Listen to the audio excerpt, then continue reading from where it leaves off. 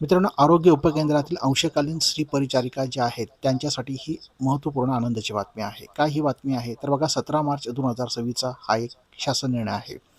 ज्यामध्ये आरोग्य उपकेंद्रातील अंशकालीन स्त्री परिचारिकांना मासिक मानधनामध्ये त्यांची वाढ करण्यात आलेला आहे. काय हा शासन निर्णय आहे? तो आपण पूर्णपणे समजावून घेऊया.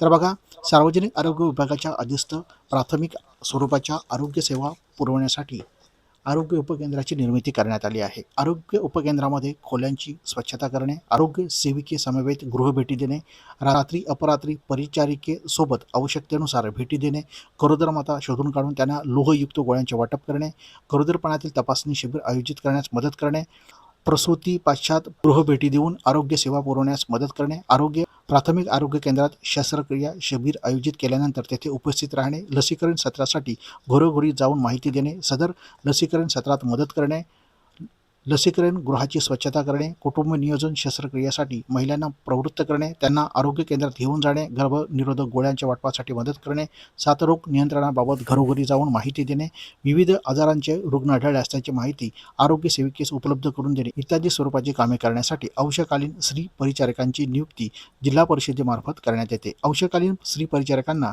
त्यांच्या सेवेकरता मासिक मानधन अदा करण्यासाठी विभागामार्फत निधी उपलब्ध करून देण्यात येतो. सद्यस्थितीला जर का बघितलं तर अंशकालीन स्त्री परिचारिकांना वित्त विभागाच्या शासन निर्णयाद्वारे काय केलं जातं, तर दरमहा 3,000 इतके मानधन हे अदा करण्यात येतं.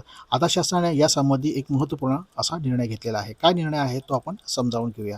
तर बघा, सार्वजनिक आरोग्य विभागाच्या अधीनस्थ राज्यातील आरोग्य उपकेंद्रांमध्ये कार्यरत असलेल्या अंशकालीन स्त्री परिचारिकांना मासिक मानधनामध्ये 1 एप्रिल 2026 पासून पुढील प्रमाणे वाढ करण्यात येत आहे. ही वाढ किती असणार आहे? तर बघा, सध्याचे मानधन त्यांना एकूण किती, तर 6,000 एवढे त्यांना आता मानधन मिळणार आहे. म्हणजे पूर्वी ते मानधन किती होतं, तर फक्त 3,000 रुपये होते. आता मात्र हे 3,000 त्यामध्ये वाढ करण्यात आलेलं आहे. म्हणजे एकूण जे मानधन आहे ते त्यांना किती मिळणार आहे, 6,000 रुपये एवढं त्यांना मानधन आता मिळणार आहे. आता इथे त्यांनी काय म्हटलेलं आहे बघा, तर ते त्यांनी काय म्हटलेलं आहे, तर सार्वजनिक आरोग्य विभागाच्या अधीनस्थ राज्यातील आरोग्य उपकेंद्रांमध्ये कार्यरत असलेल्या अंशकालीन स्त्री परिचारांना सुधारित मानधनापोटी शासनाच्या प्रतिवर्ष किती 39,18,60,000 एवढा निधी आहे. या निधीसाठी मान्यता देण्यात आलेला आहे. तर इथे त्याने स्पष्ट सांगितलेलं आहे की सर्व जिल्हा परिषदांनी अंशकालीन स्त्री परिचारांना प्रचलित कार्यपद्धतीनुसार मासिक मानधन अदा करण्याची कार्यवाही करावी. तर बघा, सर्व जिल्हा परिषदांनी या अंशकालीन स्त्री परिचारांना दरमहा 10 तारखेपर्यंत मासिक मानधनाची रक्कम अदा करण्याची कार्यवाही करावी. म्हणजे दर महिन्याच्या 10 तारखेपर्यंत त्यांना ही रक्कम आहे किंवा ज्यांचं मानधन आहे ते दिलं पाहिजे, असं त्यांनी या जी-आरमध्ये म्हटलेलं आहे. हा जी-आर मी खाली डिस्क्रिप्शनमध्ये टाकत आहे, तिथून जाऊन तुम्ही पाहू शकता.